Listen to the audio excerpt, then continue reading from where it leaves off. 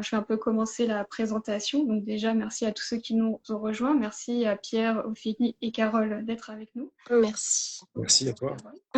Et voilà, on commence le premier live qui est dédié à l'anthologie à paraître Bienvenue dans les Backrooms, qui est actuellement sur Ulule. Et donc la campagne, comme je l'ai annoncé, progresse plutôt bien, puisque là on est au dernier tiers avec 20 jours, et qu'on a reçu le livre. J'en profite pour vous le montrer un peu. On a reçu une...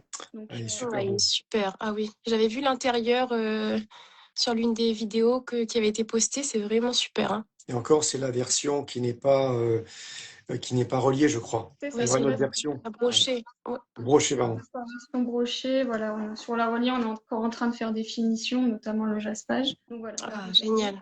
on a reçu du brochet qui, franchement, je trouve qu'il rend très bien les couleurs. Je suis super contente du résultat personnellement. Ah oui. Vous avez aussi le petit Ah oui, vernis ça sérifique, brille. qui sera débloqué dans la campagne, j'espère prochainement. Alors, on va commencer déjà par un peu faire les présentations. Donc, on peut commencer par toi, Ophélie, qui nous rejoint pour la première fois dans une Oui. anthologie et au Luciférine en général. Donc, parlons un petit peu de ton parcours d'auteur, etc. Je te laisse nous dire quelques mots. Oui, donc merci. Je m'appelle Ophélie Sautrand et je suis autrice et poétesse. Donc depuis le lycée, je suis la voie littéraire et j'ai vraiment commencé à écrire à partir de la fac, donc à l'université.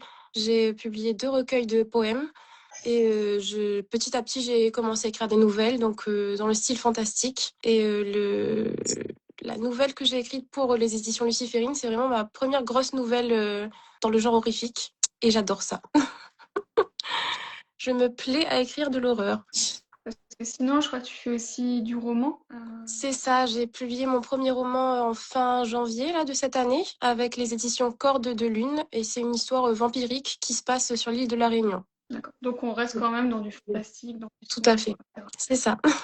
Et donc, on a Pierre aussi. Donc, Pierre, c'est un habitué des Luciférines, puisque tu étais Oui. là au tout début, donc sur notre toute première anthologie qui était dédiée à Edgar Allan Poe. Donc, on t'a retrouvé sur d'autres entre-temps, etc.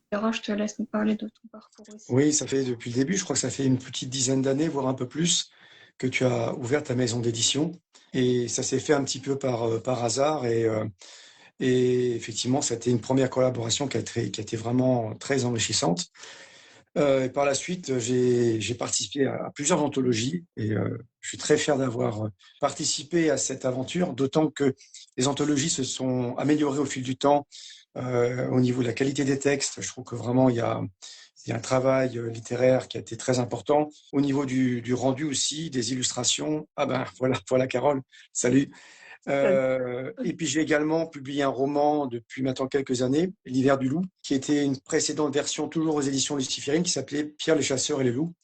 Et le livre a pas trop mal marché. Et on a décidé avec Barbara, comme il était en rupture de stock, de faire une nouvelle édition avec une couverture qui a été réalisée par Barbara, qui est vraiment magnifique, qui remodernise un petit peu l'ouvrage. Et on a changé le titre parce qu'on a pensé que le livre, avec L'hiver du loup, on s'est rendu compte que c'était pas qu'un roman jeunesse, mais qu'il avait une portée un peu plus importante. Et voilà. Et pour terminer, ça fait une quinzaine d'années que j'écris. J'ai collaboré avec différentes maisons d'édition. J'ai à peu près à mon actif une quinzaine de romans et recueils de nouvelles et j'ai dû participer à peu près une quarantaine d'anthologies. Mais bon, ça fait plus de 15 ans que je suis là aussi, c'est normal. Oui, tu es un ancien. Je suis un vieux, ouais, on va dire ça. Et donc, Carole qui nous a rejoint. Donc, déjà, enchantée et bienvenue dans le live. Merci, j'espère que niveau son, ça marche bien. Donc voilà. Et donc, Carole aussi, c'est comme Ophélie, donc c'est une autrice qu'on a découvert à travers l'appel à texte de Bienvenue dans les Backrooms. Donc, c'est aussi l'intérêt des appels à texte qu'on fait au Luciférine. On a toujours à la fois des anciens, des tout nouveaux ou des auteurs qui ont démarré depuis quelques années. Donc, je te laisse aussi nous parler un peu de ton parcours. Alors moi, c'est très simple. Soit j'écris de l'humour et du jeunesse avec des animaux, des sorcières, des choses très très positives, mignonnes et tout le monde est content. soit je publie dans des anthologies d'horreur comme les éditions Octoquill avec les archives de l'Inhumain, ou dans ce cas-là avec Luciférine et les Backrooms. Donc voilà. D'ailleurs, c'est vrai qu'au niveau justement des archives ou des backrooms, on est un peu sur le même genre un petit peu d'univers, donc d'esprit un peu internet, enquête et créatures étranges. Et justement, ça me permet de faire l'enchaînement sur votre rapport un peu au backroom. Donc, quand vous avez vu l'appel à texte, est-ce que vous connaissiez déjà cet univers-là et qu'est-ce qui vous a poussé à y participer? On va continuer avec toi, du coup, Ophélie. Oui, alors j'ai toujours été moi fascinée par l'horreur depuis l'enfance, hein, avec les films d'horreur, les romans d'horreur de R.L. Stein. Donc je lisais beaucoup déjà d'histoires d'horreur sur le net. Et c'est vraiment en regardant une vidéo de Feld Up, je crois, que j'ai vraiment découvert ce que c'était que les backrooms. On avait entendu vaguement parler, mais dans le détail, je ne connaissais pas du tout.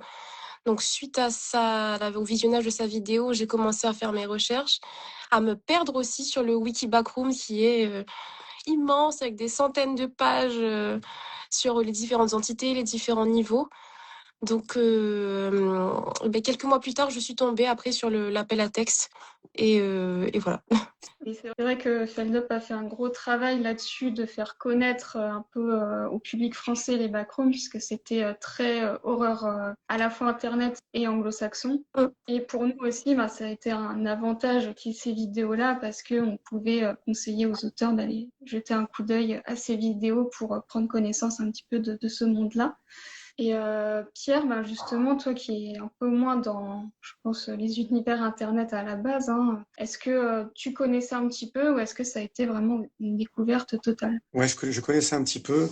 En fait, j'ai bien traîné sur YouTube. Il y a pas mal de chaînes intéressantes, notamment celle de Feldup, où il y a des choses un petit peu étranges sur les groupes qui ont disparu, des morceaux iconiques comme ça. Et j'étais tombé un peu sur ce qu'il racontait sur les backrooms. Du coup, j'ai regardé et donc j'ai vu que c'était un certain Ken Pixel, c'est ça, Oui, euh, qui est un jeune artiste qui a fait un premier film. Et je crois savoir que c'est à la base tiré d'une photo un peu étrange qui date de 2003. c'est ça. C'était un ancien magasin dans le Wisconsin aux États-Unis et je crois qu'il est toujours en activité. Tout est parti de là, j'ai l'impression. Euh, et ouais, donc ça m'est vraiment intrigué. C'est toutes ces petites vidéos. Il y avait un côté un petit peu, je trouvais, donc un peu le côté projet Blair Witch, filmé à la première personne comme ça, avec un film VHS un peu dégueulasse. Et moi, j'aime bien tout ce qui est un peu étrange, tout le côté dark web, et puis tout ce qui est en train d'arriver avec les IA, les choses un peu bizarres, euh, comme comme les IA qui commencent à avoir des débuts de réflexion, des choses comme ça, des choses très bizarres qui se passent. Mais non, mais j'aime bien tout ce qui est un peu étrange. Et donc je connaissais un petit peu, mais depuis à peine un an, quoi, hein.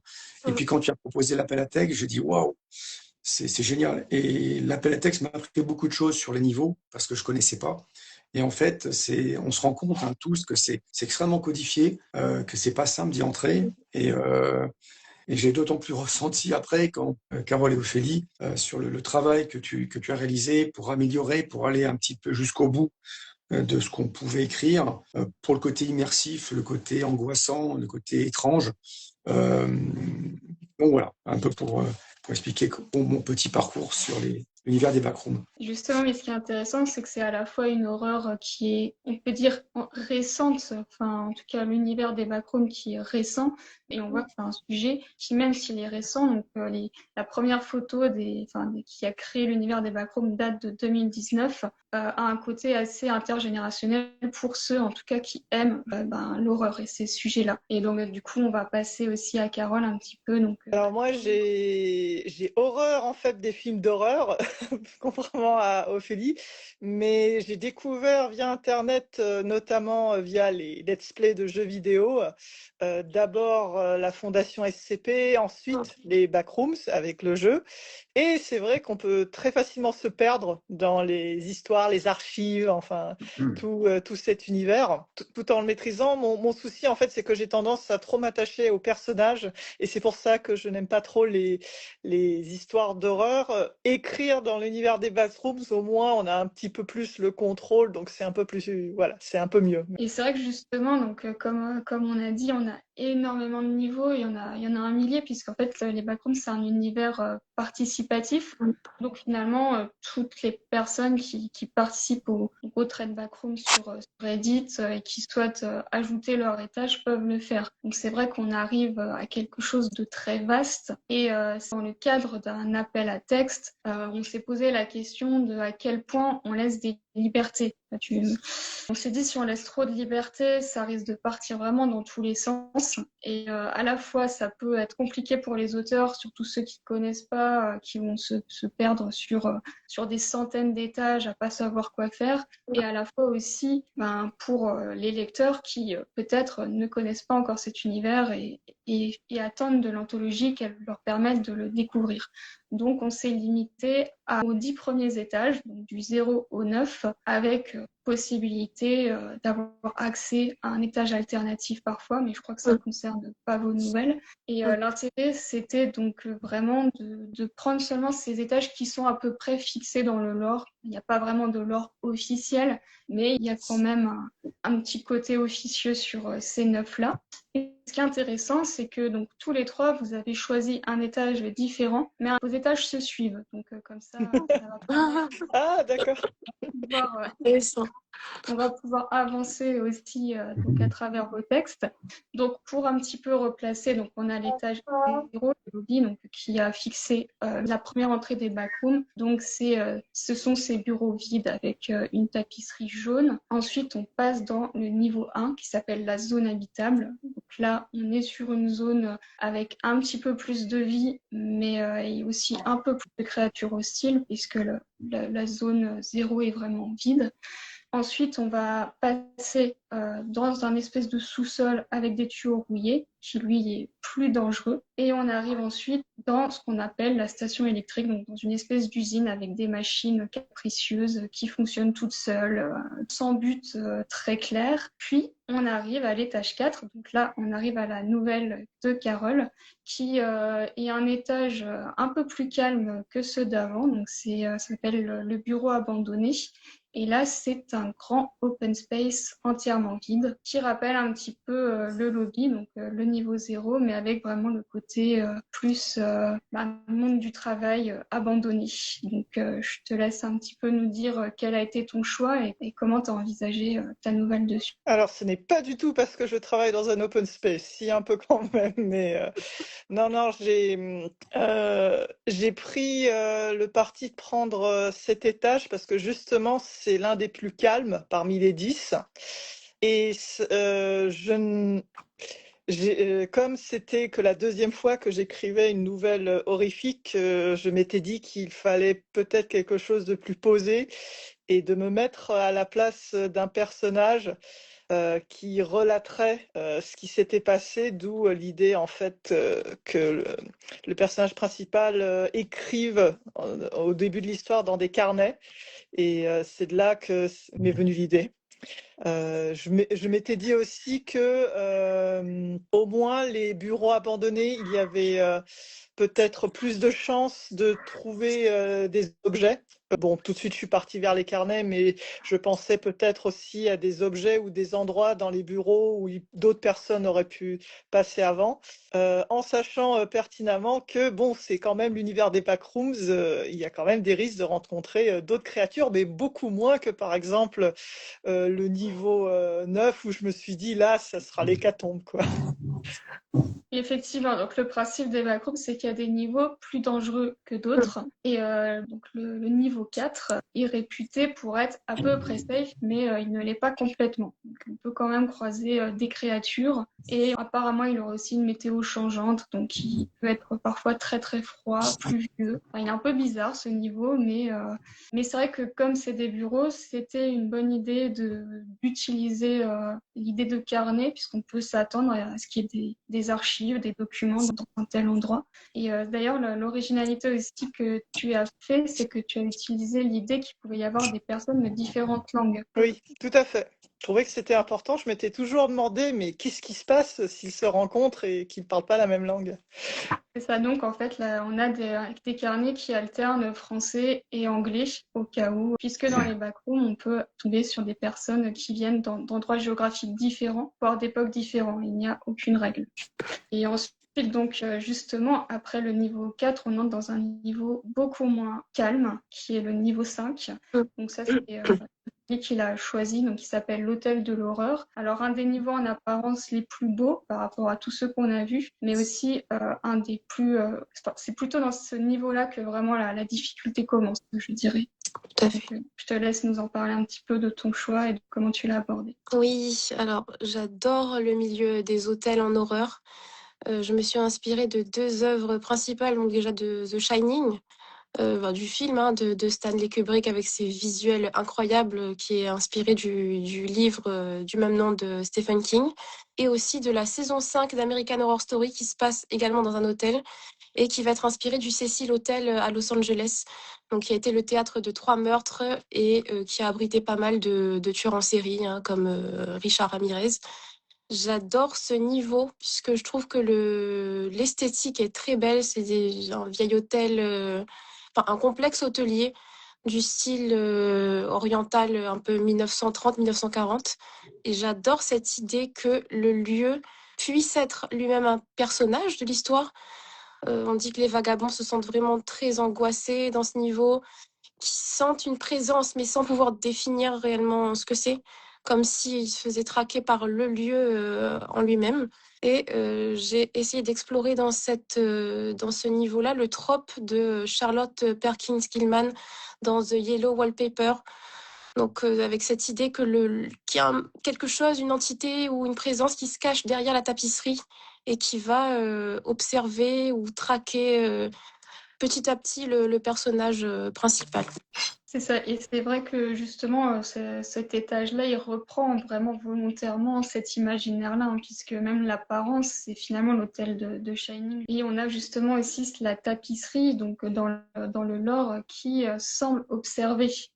C'est que ça. la porte le croit. Donc, Et j'avais lu quelque chose de similaire dans une nouvelle d'un auteur argentin qui s'appelle Julio Cortázar, qui s'appelle Bestiaire. Et dans toute l'intrigue de cette nouvelle-là, on nous parle d'un tigre qui va hanter la propriété de la maison, mais c'est un animal qu'on ne verra jamais, mais toujours une présence animale prête à bondir, mais qui ne bondit finalement qu'à la fin. Donc c'est une présence qui va rôder dans la maison, comme si la maison elle-même devenait monstrueuse et aller à la poursuite du personnage. Donc je trouvais ça super intéressant dans la tradition de l'horreur psychologique et de cette narration sensorielle fragmentée que va traverser le personnage de l'histoire. Et c'est vrai justement que c'était une difficulté, à la fois un exercice intéressant que propose l'univers des backrooms en écriture, puisqu'on va être face avec des personnages seuls et sans la possibilité de faire toujours forcément apparaître la créature tout de suite, puisque évidemment, si elle apparaît trop vite, ça peut mettre fin à l'histoire aussi trop vite. C'est ça. Donc, on doit vraiment justement se concentrer sur la solitude, sur le côté psychologique et sur l'essence du personnage et sa souffrance. Oui, tout à fait. Et ce qui est chouette dans ce niveau, c'est que c'est un complexe hôtelier qui est en perpétuelle expansion. Donc c'est un lieu qui s'étend et qui se régénère sans cesse, un milieu très labyrinthique qui peut soit faire tourner en rond, faire devenir fou. Voilà, je suis fascinée par cet espace liminal là qui joue avec le personnage comme un chat avec une souris. Justement, dans le niveau 5, apparemment, il serait manipulé par une créature qui a un pouvoir absolu sur les couloirs, sur tout le niveau, donc qui change son architecture pour rendre complètement fou. Oui, à la manière du labyrinthe de Dédale. Donc, il y aurait un minotaure dans le labyrinthe, mais on ne sait pas si le labyrinthe lui-même n'est pas le minotaure qui traque le personnage. C'est ça. Et on ne sait jamais quand le monstre va vraiment apparaître et s'il apparaîtra à un moment. Exactement. Et justement, Pierre, tu as choisi donc le niveau 6, donc avec ton personnage qui a pu échapper à ce niveau 5, donc qui est déjà traumatisé par le niveau 5, et qui va arriver dans quelque chose qui est encore pire, puisqu'on arrive dans le niveau 6 où il fait entièrement noir. Donc est-ce que tu peux nous parler de ce choix qui n'était pas évident, parce que du coup on n'avait même plus le décor pour faire un petit peu de texte, on va dire. Alors, pourquoi j'ai pris ce niveau 6? Peut-être pour la difficulté. Et puis, donc, c'est vrai que ce genre horrifique, je ne l'avais jamais abordé, hein, c'est l'horreur psychologique. Je me dis, bon, essayons de le faire, le pousser à bout, jusqu'au bout. Et comme c'est un univers, un milieu complètement noir, sans la moindre lumière, hein, il n'y a aucune lumière. Mais qu'est-ce qu'on va faire? Qu'est-ce que je vais pouvoir faire avec un personnage totalement aveugle? Et donc, c'était très compliqué d'amener une histoire où, en plus, c'est un niveau où il n'y a pas forcément de créature. Finalement, on va peut-être créer sa propre créature. Et là, tous les sens qui nous restent, hein, c'est-à-dire l'odorat, l'ouïe, le toucher, vont être exacerbés. Et comment le personnage va évoluer dans ce milieu absolument étouffant quelque part, où il va devoir redéfinir des codes sensoriels, s'habituer. Et c'était un petit peu tout l'enjeu de l'histoire. Et comment rendre en fait cet inconnu invisible terrifiant. Et on se rend compte, en fait, quand on est perdu dans cette espèce de grand silence qui est ponctué de bruits étranges, comment apparaît progressivement le monstre. Ce monstre qu'on va créer, qui va s'intensifier dans le temps, puisque le personnage, déjà quand il arrive, il est assez épuisé, il a faim, il a soif, et plus le temps passe, plus ce sentiment de manque va être là, et arrivent souvent les hallucinations, et ça va être amplifié aussi par son expérience dans l'hôtel. Je ne vais pas raconter l'histoire, mais il a vécu un moment assez traumatisant où il a perdu quelqu'un de cher. Et comment ce passé va revenir en lui et le hanter. Ça n'était pas simple à raconter, puisque il a fallu que je tente d'être cet aveugle et de décrire toutes ces sensations tout en amplifiant la terreur. En fait, on n'imagine pas ce que c'est qu'être pendant un long moment dans l'obscurité. J'ai eu cette petite expérience. Je ne sais pas si vous avez connu à Paris, je crois que ça s'appelait le restaurant dans le noir, un truc comme ça. C'était comment découvrir en fait la nourriture en l'absence de toute lumière. Donc, il y avait des personnes qui nous servaient, qui étaient des non-voyants, donc qui avaient l'habitude de se espacer dans le noir. Et il y a une chose qui est tout à fait étonnante, c'est que dans les premières minutes, et plus le temps passe, c'est très étrange, hein, alors on voit rien, donc on est un peu perdu, donc on est à l'affût du moindre bruit, et on a l'impression que le plafond est bas. C'est-à-dire que quand ils sont venus nous installer, quand je marchais, je me mettais un petit peu comme ça, j'avais l'impression que j'allais toucher quelque chose avec la tête, je me sentais un peu écrasé. C'est une drôle de sensation. Et en fait, on se retrouve un petit peu comme un nouveau-né quelque part dans un nouveau monde, où le moindre geste est quelque part paralysant, ne serait-ce que même dans cette expérience de manger dans le noir, même boire et manger, on ne sait pas où se trouve tout à fait la bouche. C'est très étrange. Et donc, toute la sensation du toucher doit être amplifiée, et il faut que le lecteur le sente. Et ça n'a pas été évident. Et je sais que Barbara m'a demandé de beaucoup travailler là-dessus pour que vraiment on ressente ce que vit le personnage à l'intérieur de lui. Et il a fallu tenir comme ça sur plusieurs pages jusqu'à arriver à un certain dénouement où on arrive à un moment donné au niveau suivant. C'est-à-dire qu'on commence un petit peu par les souvenirs au niveau précédent pour terminer vers cette libération, entre guillemets, qui n'en sera pas vraiment une. Mais voilà, c'était assez compliqué. Comment raconter quelque chose avec pas grand-chose, avec aucun monstre, avec la nuit, l'obscurité, et finalement se confronter à soi-même. Et on est peut-être notre pire ennemi, hein, quelque part. Et c'est vrai qu'au niveau de l'exercice d'écriture, là, on est dans une difficulté assez extrême quand même. Donc, c'est pour ça qu'on a eu plus de travail, effectivement, avec ton texte. Puisque là, on doit appliquer forcément le principe du show don't tell, mais on ne peut pas montrer non plus, en fait. Donc, on a un personnage qui ne perçoit qu'au toucher, donc il faut faire comprendre avec le toucher ce qu'il est en train de toucher, en fait. Même une chaise, ça devient compliqué parce que il peut pas savoir instantanément, ah, je touche une chaise.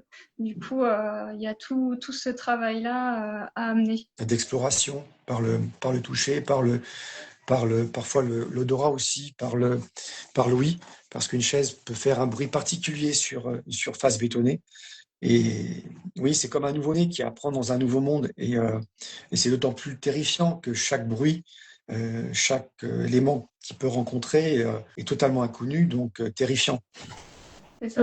D'ailleurs, le niveau 6, il n'y a a priori pas de créature, même si finalement, dans ce qu'on peut voir du lore, après tout, si des personnes ont rencontré des créatures, elles ne sont plus là pour le dire, donc finalement, C'est ça, oui. Et justement, donc on parle de cet exercice, comment justement, je ne sais pas, donc on va reprendre avec toi, Carole, on se retrouve justement avec des personnages qui sont seuls, donc il faut tenir sur une nouvelle en moyenne 30 000 signes, parfois plus, avec un personnage souvent entièrement seul, donc certains leur ont donné un compagnon, bah, toi comme Pierre, ils ont eu un compagnon, mais il est malheureusement décédé, enfin, si tu pourra en parler, mais justement, il y a vraiment cette solitude, souvent les traumatismes vécus à travers les étages qu'ils ont déjà parcourus, puisque vous avez pris des étages avancés, donc forcément, on a un personnage plus traumatisé. Donc, comment envisager l'écriture d'un personnage seul? Je ne sais pas si tu avais déjà essayé ou si c'était la première fois. Je dirais que c'est la première fois. C'est vrai qu'en général, mes personnages ont- sont avec, euh, sont avec d'autres. Mais là, j'ai pas eu trop de difficultés parce que l'idée des carnets m'est venue assez vite. Et clairement, pour mon personnage principal, Sarah, le fait d'écrire ces carnets, c'est une façon pour elle de lutter contre la solitude. Et effectivement, elle a eu quelqu'un qui l'accompagnait.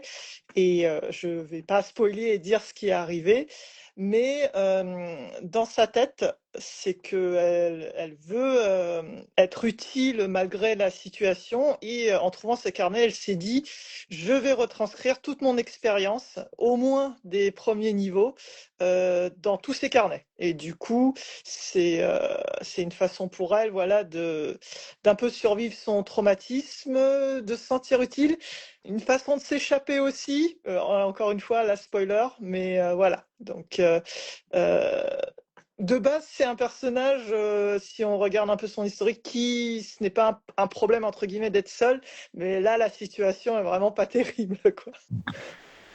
Ah, c'est sûr, puisqu'on se retrouve en plus avec des personnages seuls qui sont pas forcément armés pour affronter ça. Donc, Oui, dans son cas, pas du tout. c'est ça, tant déjà physiquement que même au niveau de ce qu'on peut trouver dans les backrooms. Puis aussi, il y a ce côté de la nourriture qui n'est pas forcément toujours évidente à trouver. Donc, on peut avoir des personnages affamés, assoiffés. Donc, voilà, enfin, ça, on pourra aussi en parler de ce sujet-là. Et toute la question aussi, comme c'est un concours de nouvelles, de comment s'assurer de se démarquer des autres. Puisque forcément, si tout le monde est juste un personnage qui est affamé et qui souffre, bon, ça, c'est un peu évident que chaque texte aura sans doute un petit peu de ce thème-là. Donc, comment faire pour aussi se démarquer. Du coup, je te laisse un peu, Ophélie, nous dire comment tu as envisagé ça. Donc, est-ce que tu avais déjà écrit ce genre de texte? Oui, alors dans la plupart des textes que j'ai écrits, que ce soit mon roman ou la quinzaine de nouvelles que j'ai déjà écrites et publiées, je suis toujours la première personne du singulier pour une meilleure immersion. Si je ne me mets pas à la place du personnage, j'ai beaucoup de mal à écrire. Donc j'adore explorer le discours intérieur du personnage, vraiment être dans sa psychologie, voir comment il va réagir par rapport à ses anciens traumatismes. Dans ma nouvelle, ma protagoniste est une ancienne randonneuse, donc c'est ça qui fait sa force, c'est un peu son endurance. Bon, après, elle est, je vais pas spoiler, mais elle a vécu déjà 2 expériences avant d'arriver à ce niveau-là. Donc elle est impactée déjà autant physiquement que psychologiquement. Donc plus on avance dans l'histoire et plus on est dans sa psyché et dans son expérience sensorielle de ce qu'elle va ressentir, comment est-ce qu'elle va aborder telle ou telle situation. Et par moment, on est un peu dans ce côté rêve fiévreux, où on ne sait plus si elle est en train de rêver ou si ce qu'elle est en train de vivre arrive réellement. Ça rejoint un peu le fantastique de savoir si les événements surnaturels qui se passent sont réels ou si c'est le personnage qui l'invente, soit parce que c'est un personnage malade ou soit parce qu'il commence à devenir fou. Oui, parce que toi, justement, aussi, tu as un personnage qui arrive déjà assez bien blessé et on ne sait pas à quel point. C'est Et donc, ça. effectivement, il y a à la fois la difficulté d'avancer à cause de la blessure et on ne sait pas à quel niveau son état psychologique est impacté par ça. Exactement, c'est ça. Entre les blessures physiques et la faim et la soif, on ne sait pas si elle délire ou si le lieu est réellement dangereux. Donc petit à petit, on commence à gagner en paranoïa et j'ai essayé de faire monter la tension, de faire en sorte que ce soit de plus en plus anxiogène, autant pour le protagoniste que pour le lecteur qui est dans cette lecture à la première personne. Et Pierre, je te laisse nous développer un petit peu de ton côté. Enfin, tu en as déjà un petit peu parlé, mais si tu vas ajouter Ouais. un petit peu Alors, sur ton oui, point. contrairement à Ophélie, j'ai pas l'habitude d'écrire à la première personne, mais là, pour le côté immersif, c'était absolument nécessaire. Et en fait, quand je vous écoute, quand je repense à l'univers des backrooms, ça me fait penser parfois à des sortes de mauvais rêves comme ça. Vous savez, un peu le souvenir quand on se réveille, on a encore ce parfum comme ça de ce cauchemar. Et c'est drôle parce qu'il n'y a pas plus tard qu'il y a 2 jours, j'ai rêvé que j'étais dans une maison qui était qui avait un côté un petit peu, les murs étaient comme un peu à queue comme ça, en train de fondre, humide, et il y avait de l'eau un peu partout. C'était très étrange. C'était une fenêtre qui ne donnait pas vers l'extérieur, une maison qui ne donne pas vers l'extérieur, et tout était une ambiance un peu verte. Et j'ai pensé un peu au backroom et, et c'était très, très angoissant, très oppressant. Et j'étais seul dans ce lieu. Et j'ai l'impression qu'il y a un peu de ça dans l'univers des backrooms, cette espèce de souvenir, de cauchemar qu'on peut avoir, mais qu'on met à la portée du lecteur. Et donc, j'ai essayé de rendre ça. Après, au-delà de ça, je ne sais pas ce que va donner le genre. Vous avez peut-être vu qu'il y a un film qui va sortir, produit par A24, je crois. J'ai vu le teaser. Je crois que c'est produit par le créateur des Backrooms. Je crois, enfin, j'ai cru voir que c'était Pixel. Alors, maintenant, est-ce qu'il va réussir à retranscrire cet univers? Je ne sais pas. Mais bon, il y a quand même déjà dans le rendu, il y a quelque chose. Mais je pense que l'écriture se prête très bien au jeu puisque ça prête à lieu à tous les fantasmes, à l'interprétation, à l'imaginaire, peut-être beaucoup plus que finalement le projet initial qui était une photo puis une vidéo. Je pense on verra si l'anthologie trouvera son public. Mais et puis je connais pas encore vos textes, Ophélie et Carole, et j'ai vraiment hâte de les lire parce que au vu de ce que vous me racontez, ça me met un peu l'eau à la bouche. Mais je pense qu'il y a moyen de créer peut-être un nouveau genre, je sais pas. Mais oui, et pour en revenir aussi, je fais un parallèle qui n'a peut-être rien à voir. Je sais pas si vous vous rappelez du jeu vidéo Doom à la première personne où on se déplaçait dans des salles parfois immenses avec des créatures et cette immersion, parce qu'on était complètement immergé finalement, a créé une sorte de révolution. Je ne sais pas si le genre va arriver jusque-là, mais je pense que tout l'intérêt de l'anthologie a le mérite de le faire connaître au plus grand nombre. Maintenant, on verra si la sauce, on va dire, va prendre, mais ça peut être intéressant. En tout cas, moi, j'ai hâte de lire vos textes et puis de découvrir les autres nouvelles. Après, en soi, c'est le principe. Enfin, les backrooms, on va dire que ça vient du sous-genre qu'on appelle l'horreur liminale.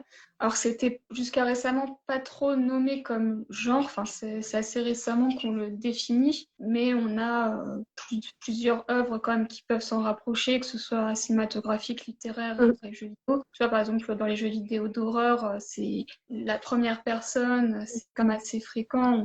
On peut peut-être citer dans l'un des plus proches du genre, peut-être justement Silent Hill, puisque on entre dans des pièces où on découvre des choses assez absurdes avec justement des entités bizarres Mm. qui ressemblent à celles des backrooms. Je sais pas si vous voulez un petit peu en parler sur le jeu vidéo, les films, Ophélie ou Carole.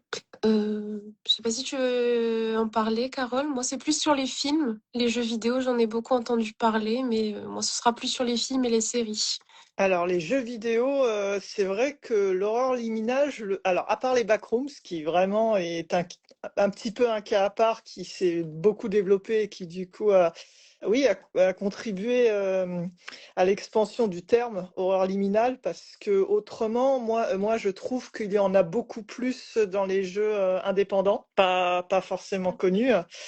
Et c'est difficile, je pense, pour encore de vraiment définir l'horreur liminale pour, je veux dire, les gens qui ne connaissent pas, parce que dire que ce sont des espaces familiers, mais qui sont dérangeants, euh, il y a peut-être parfois un concept de nostalgie, etc. Certains attribuent à certaines œuvres que c'est une horreur liminale. Je pense que ce n'est pas encore assez développé et qu'il n'y a pas encore assez d'œuvres vraiment, on va dire, mainstream pour donner une définition.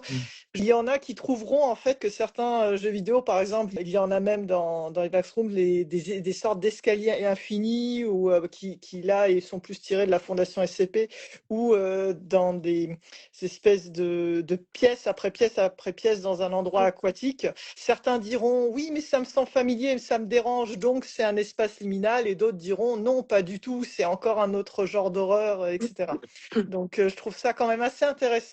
Et j'aime beaucoup le monde des jeux vidéo indépendants parce que ça développe la créativité avec beaucoup de choses et des concepts qui sont pas forcément très répandus, que ce soit au cinéma ou dans d'autres médias. C'est vrai qu'effectivement, il y a des embryons, on va dire, de ce qui pourrait ressembler à enfin, des débuts un peu d'horreur liminale, mais de manière, on va dire, stricte. C'est vrai qu'il y a ce côté d'espace familier qui est conçu pour l'humain, mais qui en fait, bah, justement, devient aussi absurde que dans un cauchemar, comme tu disais, Pierre, avec beaucoup de choses qui dévient, qui sont un peu bizarres et qui ne devraient pas être là. Et c'est souvent ça qui crée l'angoisse. Mm. Et du coup, je te laisse, Ophélie, nous en parler au niveau cinéma.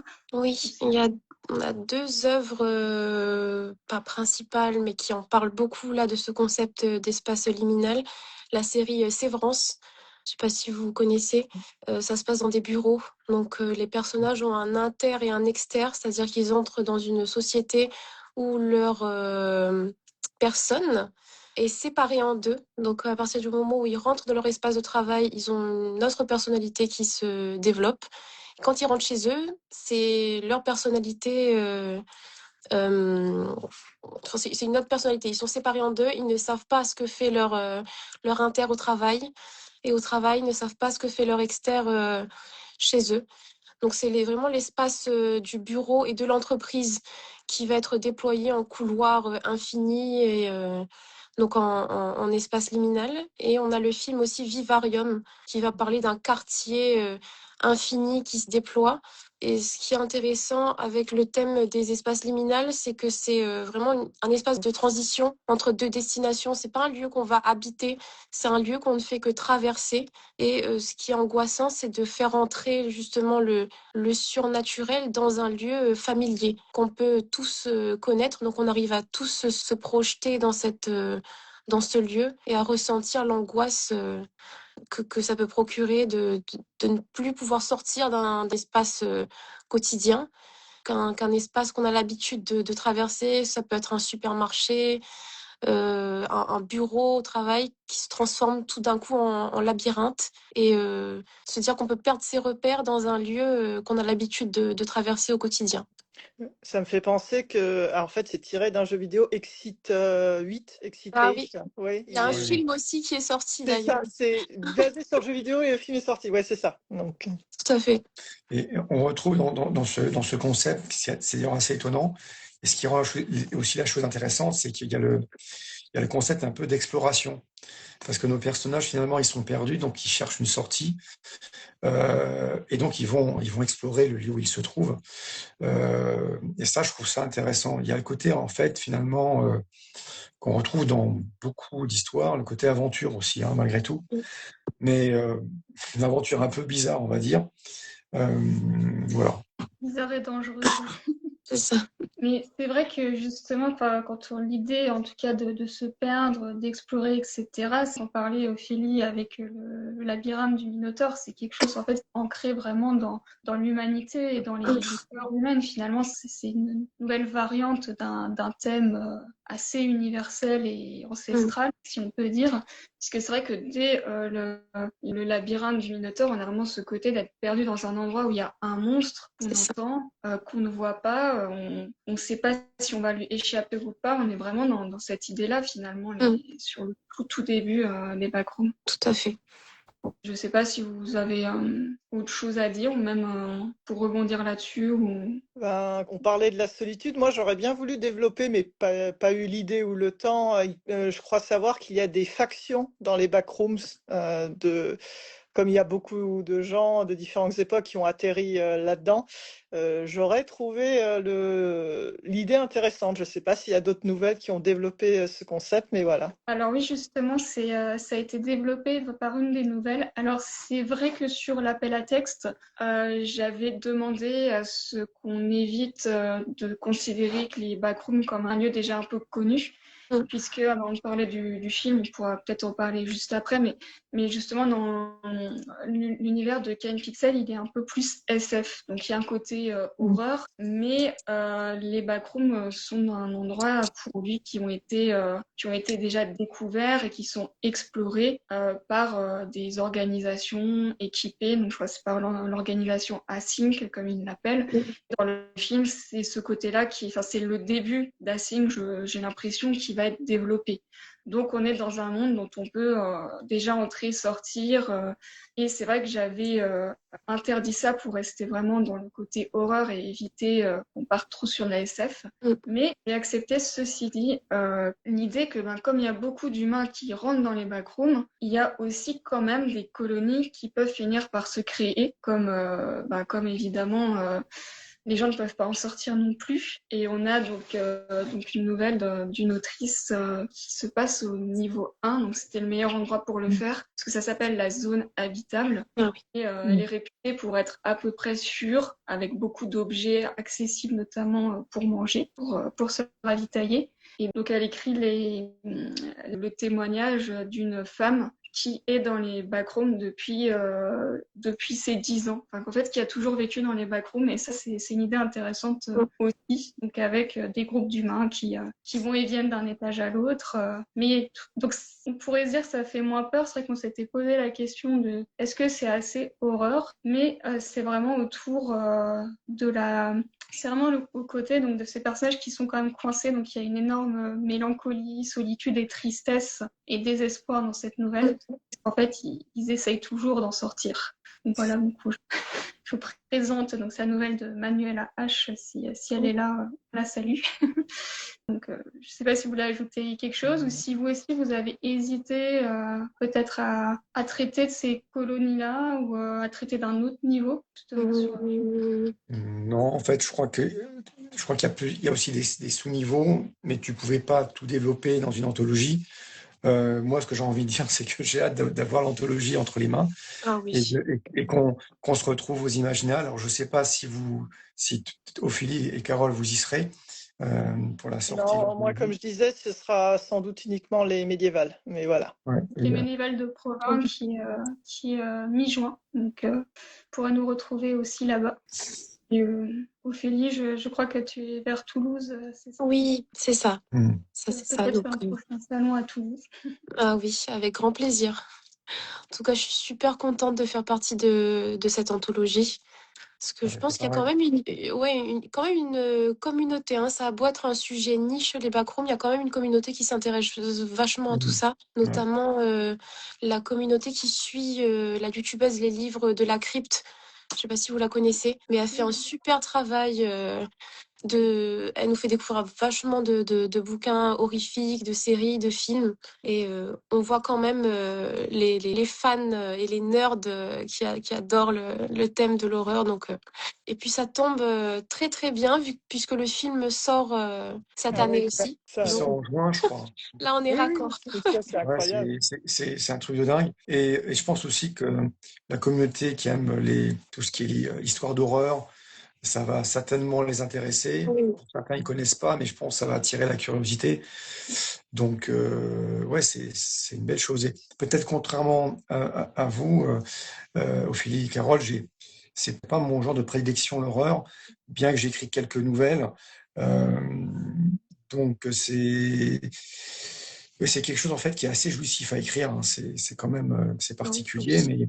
mais ouais, c'est un exercice qui me plaît, qui commence à me plaire et j'ai quelques idées pour d'autres projets. Donc, Mhm. c'était en tout cas une très belle expérience et franchement, j'ai, j'ai hâte que le bébé sorte, quoi, parce que je crois qu'on l'attend tous. Et, et Très chouette. c'est, et c'est vrai que les livres des éditions luciférines, je sais que Barbara met un point d'honneur à énormément développer les anthologies, à passer énormément de temps. C'est vrai que tu sors pas énormément d'ouvrages dans l'année, mais chaque œuvre est vraiment conçue comme est énormément travaillée. Mais on le ressent de toute façon, ne serait-ce que l'anthologie sur les démons japonais, par exemple, qui est sortie, je ne sais plus, il y a 6 ou 7 ans et qui est toujours, je dirais, au top des ventes, quoi. Ça fonctionne toujours très bien. C'est parce que derrière, je pense qu'il y a un énorme travail et puis aussi cette nouveauté parce que euh, je pense que les backrooms, on doit être parmi les premiers, non, à proposer ce type de nouvelles, je sais pas. Pour raconter un petit peu l'histoire, justement, donc avec les anthologies, on cherche toujours un peu une nouvelle thématique qui permet de mettre l'horreur et la nouvelle horrifique ou fantastique en avant. Donc on prend aussi du temps parce que je trouve que c'est de la nouvelle un peu exigeante pour que ça fonctionne vraiment, pour que le malaise fonctionne, etc. Surtout dans le fantastique parce qu'au début on avait commencé avec Edgar Allan Poe. Et, euh, et c'est vrai qu'on s'est dit, c'est vrai que là, il y a les backrooms qui commencent à monter un petit peu. On s'est dit, ça pourrait vraiment être intéressant Mm. en termes d'exercice d'écriture aussi. Et on ne savait pas du tout que le film allait sortir quand on a lancé l'idée. Mais Ça, c'est sûr. on nous a même dit, ah, les backrooms, ouais, c'est peut-être juste une mode, ça va passer. Et on s'est dit, tant pis, on tente quand même. Donc, on a bien fait. Ouais. Parce que Oui. du coup, ça n'est pas passé du tout. Au contraire, ça a amplifié. Et c'est vrai qu'après, il y avait comme la peur de est-ce que les gens vont connaître, parce que c'est vrai qu'il y a une communauté même d'écriture française, hein, francophone sur Reddit. D'ailleurs, la nouvelle dont je vous ai parlé, La Zone Habitable, c'est quelqu'un qui vient, je crois, de cette communauté, enfin, qui écrivait des fanfic backroom à Mm. la base. C'était amusant. Mais, oui, est-ce que vraiment le milieu de lecteurs horreur français, d'auteurs horreur français connaît? Et justement, tu parlais du travail, Ophélie, des livres de la crypte, et c'est vrai que ça Oui, tombe bien parce qu'en fait, notre sortie, elle coïncide aussi avec de plus en plus de publications sur la sphère horreur autour tout de, à fait. de l'horreur luminale. Donc, Exactement. voilà. C'est un genre qui commence à bien être mis en avant, en lumière. Enfin, pas mal de livres comme Strange Houses ou Strange Photographies qui sortent. Mm. Donc je pense que c'est un genre qui commence à bien monter et qui peut toucher tout le monde, puisque c'est de l'horreur liminale, ça touche les espaces qu'on a l'habitude de traverser tous. Mm. Donc ça touche à l'imaginaire collectif. Donc je pense que ça peut vraiment gagner en puissance. Mm. Et a priori, ceux qui ne connaissent pas, mais qui aiment l'horreur, devraient apprécier, surtout quand on aime Exactement. l'horreur psychologique, ou même le thriller psychologique, enfin le côté malaise, le côté peur, les personnages complètement enfin qui sont dans leur intériorité. Ben là, Mm. je pense qu'on est servi. Puis le côté exploration aussi, et surtout Tout à fait. exploration de l'étrange. Voilà. C'est ça. Donc, je vous remontre hein, donc, du coup le livre qui est en tout cas en exemplaire sorti. On en aura peut-être quelques-uns aux Imaginales, donc à voir. On vous en reparle prochainement. En tout cas, en attendant la campagne en cours. Donc le but, c'est d'avoir à la fois le brochet, mais aussi un relief. Donc je pense que donc on compte sur vous normalement. Ça va être une bonne expérience découverte, un peu flippante. Là, sur celle-là, on vous garantit pas que ça ne vous fera pas de cauchemar, parce que on nous demande toujours, mais j'aime pas trop lire de l'horreur parce que j'ai peur de faire des cauchemars. Sur celle-là, je dirais qu'il y a quand même des risques, parce que justement, ça touche à l'inconscient. Moi, je sais que j'en ai fait plusieurs en vous corrigeant. Oh, Alors, non. Pas à cause de vous, mais c'est vrai que pendant la période où je te corrigeais pour l'anecdote, je me disais, c'est bizarre, je fais plein de cauchemars toutes les nuits, je comprends pas, j'en fais jamais Ça d'habitude. remue, hein. Ça doit remuer. Et quand j'ai fini, j'en ai plus fait. Je me suis dit, Ah, bah voilà. ouais, c'était ça. possédée par les backrooms, puis c'était des rêves absurdes, hein, comme disait Pierre, hein, on est des choses qui n'ont aucun sens, à l'image des backrooms. Donc en tout cas, si vous voulez vivre cette expérience, découvrir des textes originaux, donc dans un genre encore peu connu en France et même en développement dans le milieu anglo-saxon, n'hésitez pas à vous rendre sur la campagne. Voilà, je la prends à l'envers. Et on continuera à partager des extraits des uns et des autres. Vous pouvez déjà découvrir sur notre Instagram l'extrait de Carole. Puis je partagerai prochainement aussi Ophélie, Pierre et les autres. Et puis la semaine prochaine, on se retrouvera aussi dans un autre live avec d'autres auteurs et d'autres textes. Donc voilà, en tout cas, merci beaucoup Pierre, Carole et Ophélie. Merci. Merci. Merci. Un dernier mot avant la fin. Je vous laisse conclure. À toi Pierre. Ben, j'ai qu'un mot, hâte. Voilà, c'est tout. Carole. On essaiera de pas trop faire des cauchemars. Moi, j'ai hâte de lire les nouvelles des autres, mais je pense que je ferai pendant les vacances, du coup. Oui, moi aussi, il me tarde de découvrir vos textes et les nouvelles des autres. Ça me dérange pas de faire des cauchemars, c'est ça qui m'inspire pour mes textes. Je m'inspire beaucoup de mes cauchemars parce que j'en fais toutes les nuits, donc autant que ça serve. Ça peut être un argument. Si vous écrivez, peut-être que Oui, des vous cauchemars trouverez de qui vous l'inspiration. merci beaucoup à tous en tout cas. Merci pour ce Merci. live. Merci Barbara. Merci à Merci. vous toutes. Au revoir. Pour ceux qui nous regardent en rediffusion, merci aussi. Et puis à très bientôt et bonne soirée. Bonne Bonne soirée. soirée à vous. Merci. Salut. Au revoir.